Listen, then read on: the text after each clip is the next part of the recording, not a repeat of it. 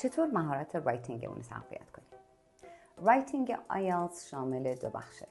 تسک 1 که شامل تحلیل داده ها یا توصیف نمودارها و گراف هاست که انواع مختلفی داره. و تسک 2 شامل نوشتن یک مقاله است بچه ها، در پاسخ به سوالی که از شما پرسیده میشه یا دیدگاهی که بهتون ارجاع داده میشه.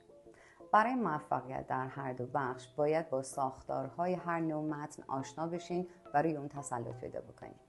برای شروع تمرکز خودتون رو نوشتن پاراگراف‌های کوتاه اما واضح بگذارید.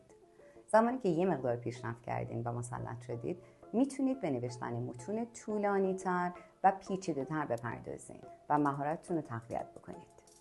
نکته بعدی، تمرین روی جملات مرکب و پیچیده است. برای افزایش نمرتون، خصوصا در تسک 2 که امتیاز بیشتری داره، از جملات ساده فراتر برید و روی جملات مرکب و پیچیده تمرکز کنید. استفاده از افعال مناسب، ساختارهای گرامری پیشرفته مثل شرطی ها یا پسیو ها میتونه نوشتار شما رو حرفه‌ای تر بکنه و براتون نمره بهتری برمقام بیاره.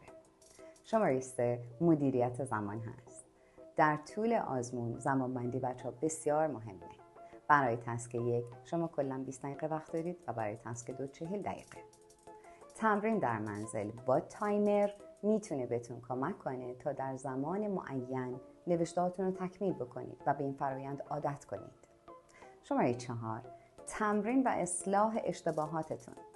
30 دقیقه نوشتن و تمرین روزانه میتونه خیلی بهتون کمک بکنه.